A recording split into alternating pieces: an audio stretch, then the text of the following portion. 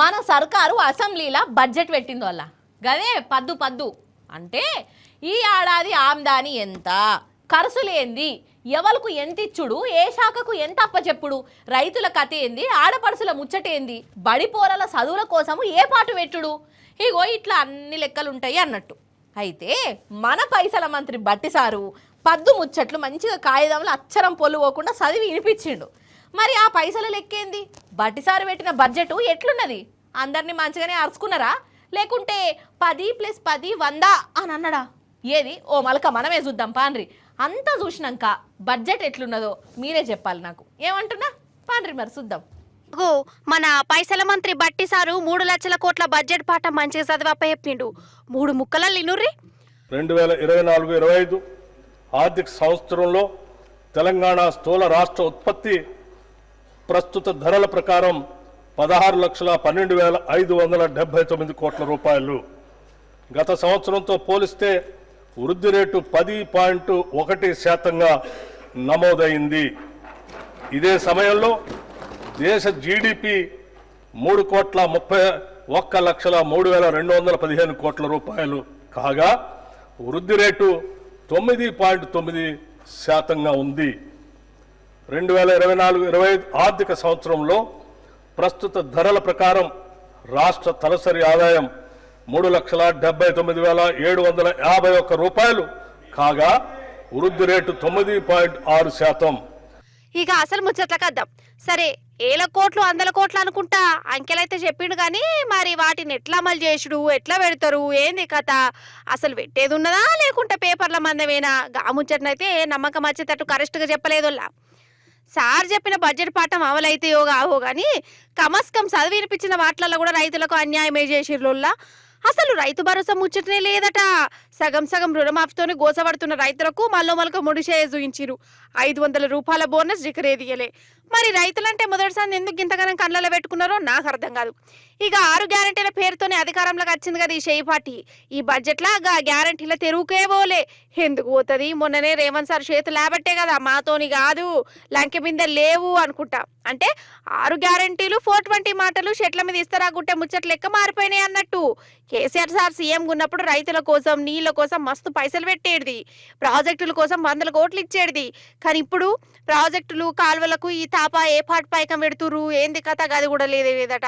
మొత్తానికి పేపర్ల మీద అంకలైతే కనబడుతున్నాయి కానీ ఆ అంకల్నే చూమంతారు అనుకుంటా గారడీలు చేసి ఉపాయం చేసిరని అంటురు.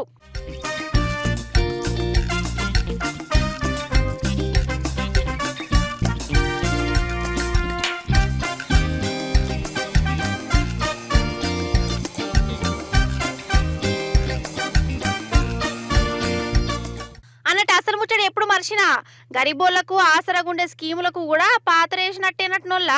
కొత్త స్కీముల సంగతి దేవుడెరుగు. కేసీఆర్ సార్ పెట్టిన స్కీములకు కూడా కత్తెర్లు కోతలు పెట్టే బడ్జెట్ అటు ఇది. ఇవన్నీ కాదు కానీ అసలు ఈ బడ్జెట్ ఎట్లున్నది, ఏంది కథ, దీంతో ఎవరికి ఫాయిదా అవుతుంది, ఇవన్నీ మన రామన్ అందరికి అర్థమయ్యేటట్టు 4 ముక్కలని చెప్తాడు. వినాలి మీరు.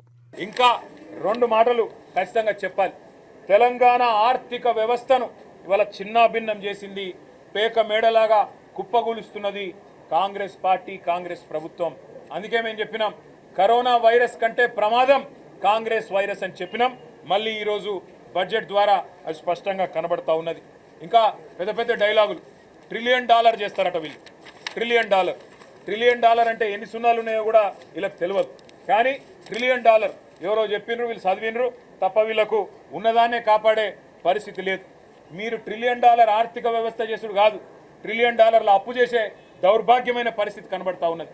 కేసీఆర్ ప్రభుత్వం 10 ఏళ్లలో 4,17,000 కోట్ల రూపాయల అప్పు చేస్తే ఆ రోజు కారు కూతలు కూసింది కాంగ్రెస్ పార్టీ. ఈరోజు ఒక్క సంవత్సరంలో 1,60,000 కోట్ల అప్పు చేసింది కాంగ్రెస్ ప్రభుత్వం. ఇది వాస్తవం అని చెప్పి ముఖ్యమంత్రి గారే అసెంబ్లీలో ఒప్పుకున్నారు. ఇంకా వీళ్ళ అటర్ఫ్లాప్ మోడల్ అట దేశానికి ఆదర్శమట.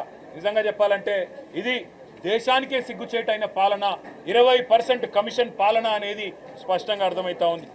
ఈ బడ్జెట్ ఒక మాటలో తేల్చి చెప్పాలంటే ఇది పేద ప్రజల కష్టాలు తీర్చే బడ్జెట్ కాదు.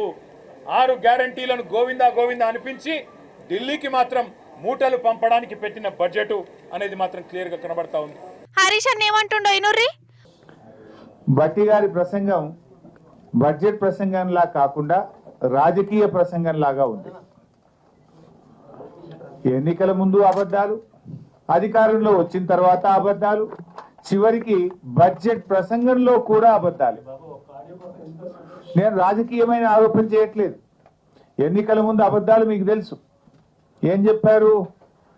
ఏదడిగితే అది ఇస్తామన్నారు. ఉరకండి, పరిగెత్తండి, 2 లక్షల రుణమాఫీ అన్నారు, తెచ్చుకోండి అన్నారు. కానీ ఈరోజు చూస్తే ఏం జరిగిందో మీకు తెలుసు. అధికారంలో వచ్చిన తర్వాత కూడా నోరిప్పితే రేవంత్ రెడ్డి గారి అసెంబ్లీలో అబద్ధాలు, బయట అబద్ధాలు. చివరికి భట్టి గారి ప్రసంగంలో కూడా, బడ్జెట్ ప్రసంగంలో కూడా ఈరోజు అబద్ధాలే ఉన్నాయి. మొత్తానికి చెయ్యి పార్టీ పేరుకు తగ్గట్టే అందరికి పెద్ద షేర్ చూయించిందని చెప్పుకుంటుర్రు.